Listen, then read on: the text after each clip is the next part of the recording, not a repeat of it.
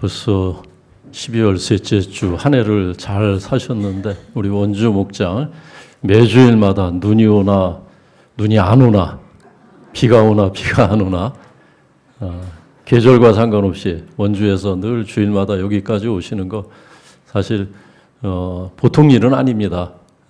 그런데 이렇게 매주마다 오시고 또 하나님께서 몇 년 전에 그 정성을 받으시고 큰 선물을 주셨어요. 성남 원주 고속도로는 순전히 우리 원주 목장이 거기 있어서 하나님이 주신 선물이에요. 저도 원주 갈 때 강릉 그쪽으로 할 때 그 고속도로 타면 야, 참 너무 좋다. 그 고속도로가 너무 잘 나서 그래서 많이 단축되지 않았습니까? 하여튼 이렇게 주간 예배 하실 때마다 찬양으로 예배를 도와주셔서 늘 감사합니다. 여러분 생각을 한번 해보시기 바랍니다. 예수님을 믿는 것이 보통 일입니까? 아니면 대단한 일입니까? 예수님을 믿는 것이 쉬운 일일까요? 어려운 일일까요? 여기 계신 분들은 쉽게 믿으셨다고 생각하시는 분들이 있을지 모르겠습니다. 또 어떤 분들은 어렵다고 생각하시는 분들이 있는데 보통 어떤 사람들이 주님을 모르는 사람들이 주님을 알게 되고 믿음을 갖게 된다면은 그게 쉬운 일입니까? 아니면 어려운 일입니까? 어떻게 생각을 하세요? 생각을 안 해보셨을 수도 있는데 한번 이 시간 잠깐이라도 한번 고민을 한번 해보시기 바랍니다. 예수 믿는 일이 어떤 일인가 도대체? 흔한 일입니까 그게? 아니면 흔하지 않은 일입니까? 근데 저는 아무리 생각해도 보통 일은 아니라고 생각을 합니다. 보통 일이 아니에요. 예수 믿는 것은 정말 우리의 이성과 우리의 통념을 뛰어넘는 일이기 때문에 우리가 사람의 상식에 갇혀 있으면 예수를 믿을 수가 없어요. 이 세상에 일반적으로 통하는 통념을 갖고는 예수님을 믿는다는 것은 불가능한 일입니다. 그래서 많은 사람들이 세상의 통념과 상식에 갇혀서 예수님을 믿지 못하고 있는 경우가 많아요. 그 벽 앞에서 그냥 뛰어넘지 못하고 그 벽 앞에서 그냥 주저앉아서 그냥 믿는 척하다가 끝나는 경우가 많이 있습니다. 그런 일이.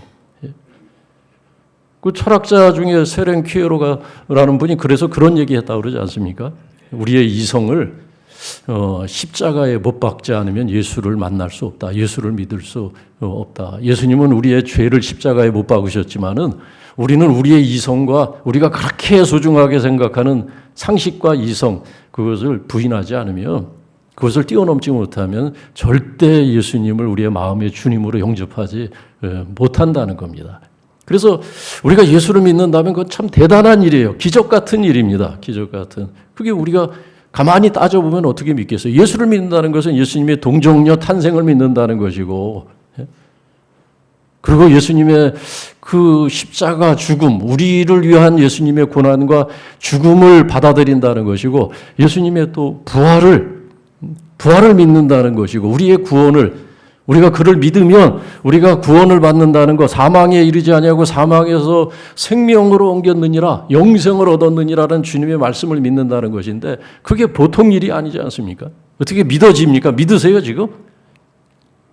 갑자기 의심이 생기나 보네? 그 믿어지는 게 보통 일이 아니에요. 그래서 성경은 그건 하나님이 하신 일이다. 성령께서 하신 일이다. 성령이 아니고는 예수를 주라 신할 수 없다. 내가 예수를 정말 믿는다면은 그래서 내가 예수를 믿고 구원받은 그 확신을 갖고 살아간다면은 그것은 내 안에 하나님의 성령이 역사하신 것을 말합니다. 하나님의 성령이 내 마음을 감동하신 거예요. 그래서 믿게 하신 겁니다. 그것은. 그래서 은혜라는 겁니다. 그런데 2000년 전에 예수님께서 그렇게 주옥 같은 말씀을 그렇게 많이 하시고 그리고 수많은 기적과 표적을 사람들 가운데 행하셨는데 예수님이 배척을 당하세요. 배척을 당하시고 예수님이 조롱을 당하시고 그리고 결국에는 예수님께서 십자가를 지시는 죽음을 당하시는 일까지 벌어졌는데 거기에는 여러 가지 이유가 있습니다. 왜 사람들이 예수님의 그 말씀에 그렇게 감동하면서도 그리고 수많은 그런 기적을 보면서도 왜 예수님을 믿지 못했을까? 여러 가지 이유가 있는데 가장 이제 흔한 이유는 예수님의 그 출신의 문제, 배경의 문제. 사람들은 한 사람을 한 사람으로 보지 않고 늘 그 배경을 따져요. 어느 가문 출신이냐, 누가 그 부모냐, 그 형제들은 어떤 일을 하고 있느냐, 그 주변을 살핍니다. 주변을. 그래서 예수님을 놓고 볼 때도 사람들이 그의 말씀은 참 선지자 같고 그가 가르치는 그 말씀의 권위는 서기관들 같이 아니하고 참 대단한데 그는 갈릴리 출신이 아니더냐는 겁니다. 갈릴리에서 무슨 선한 것이 날 수 있겠느냐. 그냥 원점으로 돌아가는 듯한, 조금 가는 듯 하다가 다시 원점으로 돌아가요. 왜 예수님 갈릴리에서 나셨다. 어떻게 위대한 사람이, 영웅이, 어떻게 메시아가 그런 변두리에서 날 수 있겠느냐. 그것도 사회적인 통념에 갇힌 거죠. 상식에 갇힌 거예요. 그래서 예수님 갈릴리 출신이라는 것이 많은 사람들의 발목을 잡고 있는, 그것을 뛰어넘지는 못하는 문제였고, 또 하나는 예수님께서 이방인들에게 대해서 또 사회적 약자에 대한 예수님의 관심과 환대, 그것을 유대인들은 이해하지 못했어요.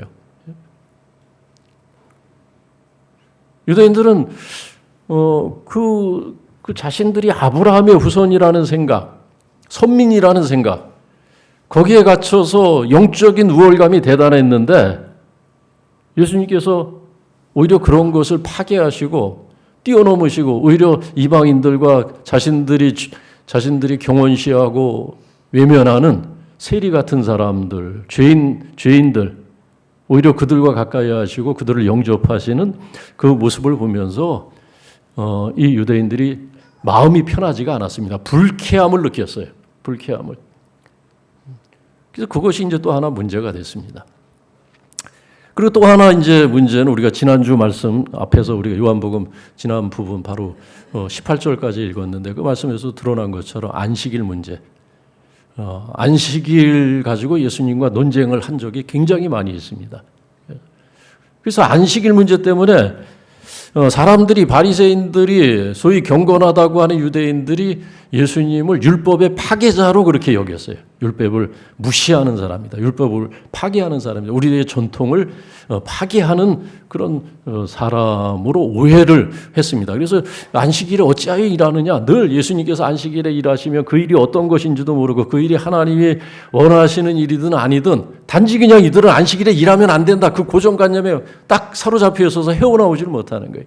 하나님께서 안식일을 제정하신 이유가 도대체 무엇인지 그 안식일의 정신은 잊어버리고 안식일을 지키는 조목조목 조항을 따져가면서 눈에 불을 켜고 안식일을 어기는 사람들을 찾아내는 거예요. 벌 주고 정죄하고.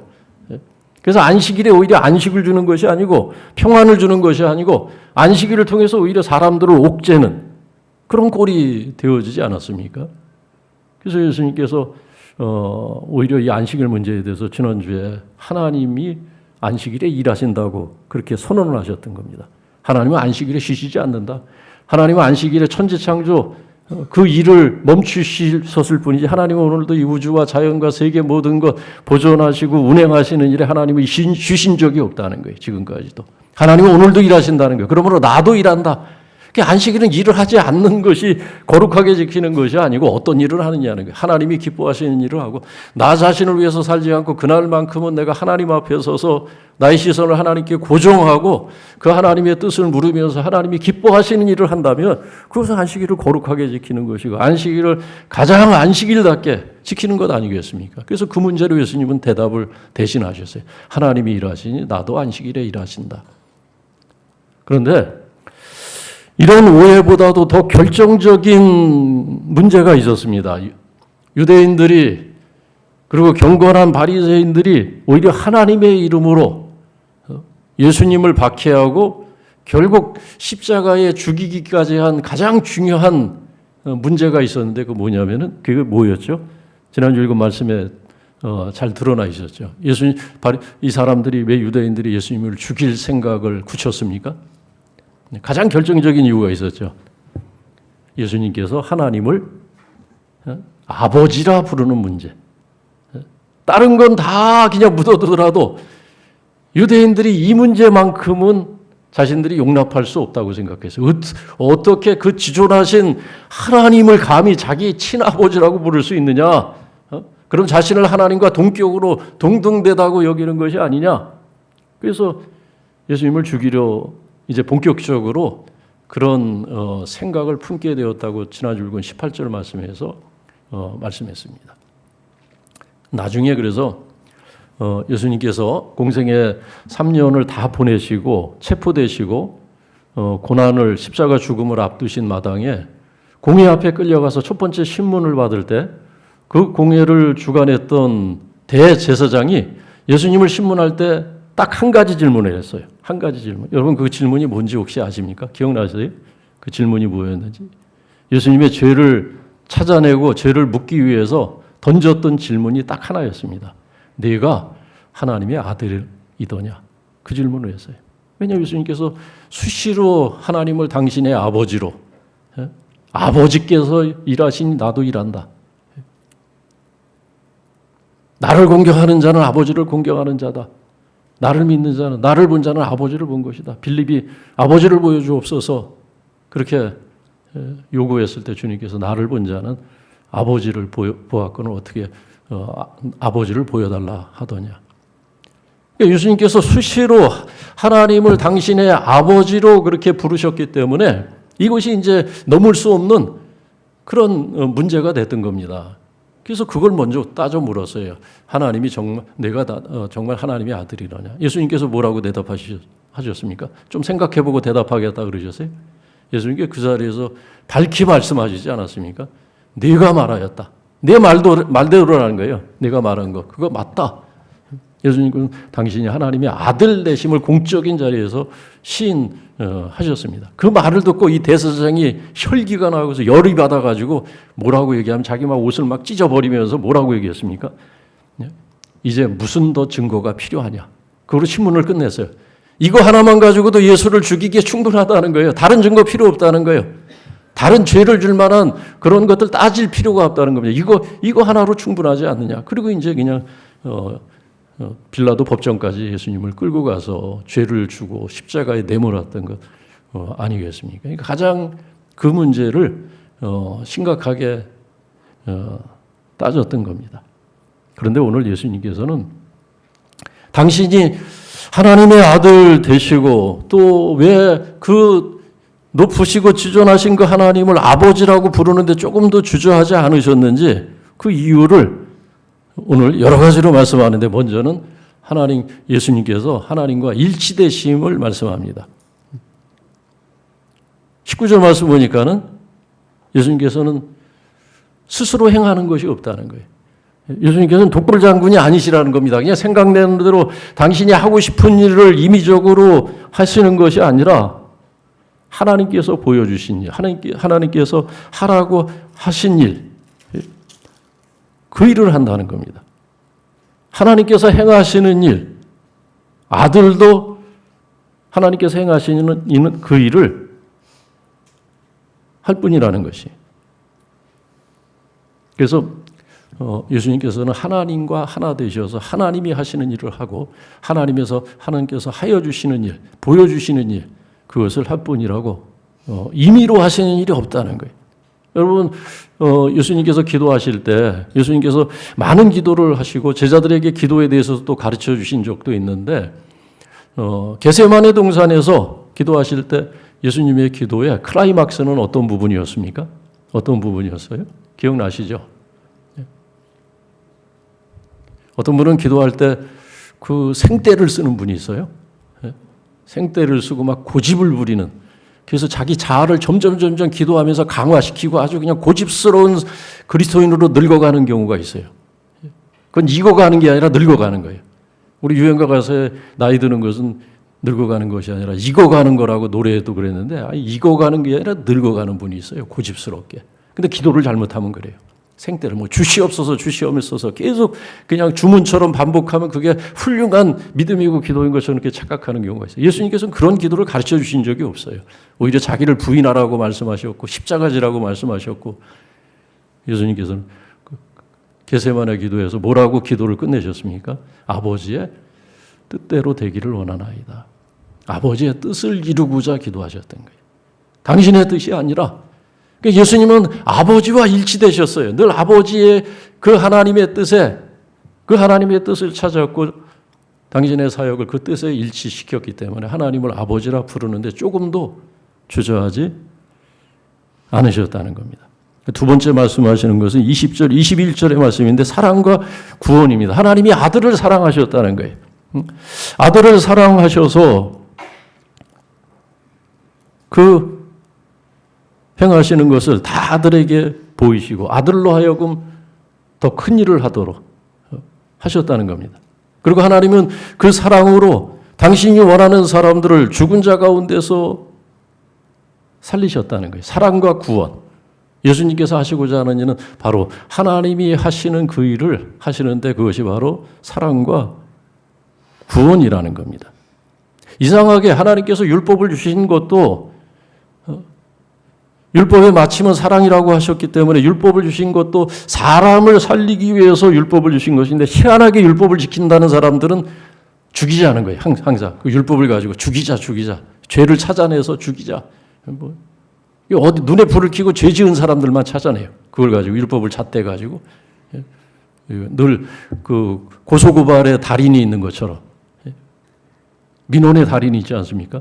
그런 것처럼 지난주에도 말씀드린 것처럼 예수님은 그게 아니라 살리자는 거예요. 살리자는 거.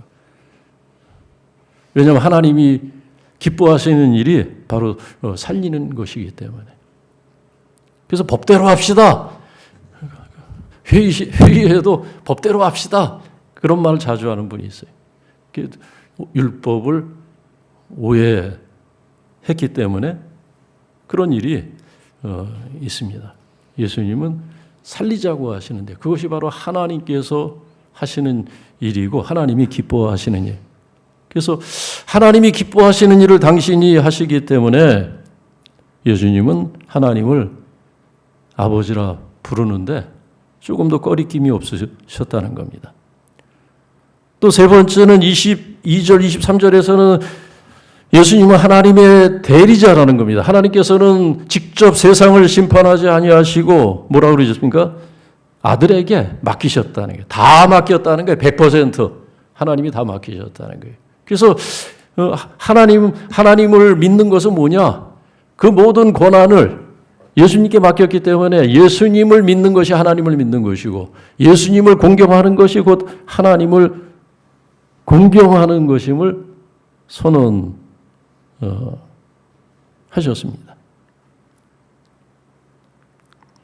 여러분, 놀라운 일이죠. 예수님이 우리의 중보자가 되시는데 중보자는 것은 하나님과 우리 사이에 예수님이 우리를 변호하시는 우리의 죄에 대해서 우리의 연약함에 대해서 변호해 주시는 그래서 하나님 앞에 설 수 있도록 하나님의 은혜와 구원의 대상이 되도록 우리를 변호해 주시고 우리를 이끄시는 하나님 앞으로 우리를 이끌어 가시는 그런 분이 바로 예수님인데 놀라운 것은 그 역할뿐만 아니라 심판도 예수님이 직접 하신다는 거예요. 여러분 우리 세상 법정에서는 변호사가 있고 검사가 있고 죄에 대해서 집요하게 캐고 묻는 검사 역할. 그러니까 이 바리새인이나 율법사들 이런 사람들은 검사 역할만 해요. 어떻게든지 우리의 죄를 따져서 벌 주려고 하는. 근데 예수님은 우리를 변호하실 뿐만 아니라 거기서 그 역할을 끝내시는 것이 아니라 재판을 하신다는 거예요. 이게 얼마나 놀라운 일입니까? 재판장이 결정을 하잖아요, 결국은. 예수님이 두 가지를 제가 일부 예배 때는 용어에 실수가 있었어요. 다 해 드셨다 그랬어요. 다 해 먹으셨다고. 두 가지를. 그런 재판은 세상에 없죠. 아니 재판에서 변호석에 앉았다가 변호 끝내고 나서 뚜벅뚜벅 재판정으로 올라가는 경우가 있어요. 어디 있어요, 재판정에. 근데 예수님은 그렇게 하신다. 하나님이 그 권세를 주셨다는 겁니다. 그러므로 우리의 죄에 대해서 연약함에 대해서 누구도 송사할 수 없고 정죄할 수가 없다는 겁니다. 로마서 8장에 말씀하지 않습니까? 누가 그리스도께서 우리를 위하시면 누가 우리를 정죄하리요? 누가 우리를 송사하리요? 누구도 예수 그리스도를 주라고 고백하고 믿는 이들을 하나님의 법정에 세울 자가 없다는 겁니다. 그래서 환난이나 기근이나 족신이나 위험이나 세상에 우리의 발목을 잡고 있는 우리를 불안하게 하고 위협하는 모든 것들 그리스도 예수 안에 있는 그 은혜 하나님의 사랑에서 끊을 수 없다고 우리에게 말씀한 것 바로 하나님께서 그 권세를 심판하는 권세를 예수님께 맡기셨다라는 겁니다. 그러므로 예수님은 하나님을 아버지라 부르기를 줄고하셨고 또 당신이 하나님을 아버지라 부르셨을 뿐만 아니라 또 우리도 기도할 때 하나님을 아버지라 부르고 기도할 수 있는 그런 특혜를 주신 거예요. 어떤 분은 하나님하고 아버지하고 부르면 기도가 막힌다는 분이 있어요. 여러분 혹시 어떠신지 모르겠어요. 하나님 아버지 하면 기도가 막힌데 오히려 어색하고 오히려 좀 미망하고 쑥스럽고 막 그래가지고. 그러나 대부분은 하나님 아버지 그렇게 기도하지 않습니까? 그렇게 기도할 수 있는 것. 그래서 우리가 편하게 하나님 앞에 감히 하나님의 그 보좌 앞에 나가는 심정으로 우리의 연약함에도 불구하고 우리의 한계에도 불구하고 하나님 앞에 설 수 있는 그 담력은 바로 예수님께서 앞서서 그런 본을 우리에게 보여주신 거예요. 예수님께서 하나님을 아버지라 부르셨고 또 우리에게 그런 권세를 주셨음을 말씀하고 있습니다. 사도들이 복음을 전할 때 하나님 믿으라 그렇게 전하지 않았죠. 하나님을 믿으라 그렇게 전하지 않고 뭐라고 전했습니까? 예? 예수를 믿으라 그랬겠잖아요. 예수를 믿으라. 아니 구원은 하나님의 선물인데 우리의 삶과 죽음을 우리를 지으신 분도 하나님이시고 우리의 삶을 끝내신 분도 하나님이시고 우리에게 영생을 주신 분도 하나님이신데 왜 하나님 믿으라고 하지 않고 예수를 믿으라고 했겠습니까? 예수를 믿으라고 했잖아요. 주 예수를 믿으라. 그러면 너와 내 집이 구원을 얻으리라. 바로 예수님이 하나님의 아들 되시기 때문에 바로 예수님은 보이지 않는 우리의 육신의 눈으로 보이지 않는 하나님의 형상이기 때문이라고 성경은 말씀하고 있습니다. 예수님을 믿는다는 것은 이 대강절 기간에 여러분 바로 예수님의 동정녀 탄생, 세상의 사람으로 오신 사람의 모양으로 오신 하나님의 아들 되심을 그분이 하나님의 아들 되심을 믿는다는 것이고 또 그가 우리의 연약함과 우리의 짊어지고 있는 죄와 모든 무거운 것들을 대신 지시고 고난받으셨다는 것을 우리가 받아들이는 것이고 또 말씀대로 사흘 만에 그가 부활하셔서 죽은 자들의 산 소망이 되신 것을 받아들이고 믿는다는 것을 이야기하고 있습니다. 이 대강절 기간에 세상의 빛으로 우리의 구원자로 오신 예수 그리스도 그 이름 얼마나 소중한 이름이고 하나님을 그 높으신 하나님을 아버지로 부를 수 있는 것이 우리에게 얼마나 큰 위로가 되고 축복인가를 기억하면서 감사로 또 믿음으로 성탄절을 맞이하는 우리 모두가 되어지기를 주님의 이름으로 축원합니다.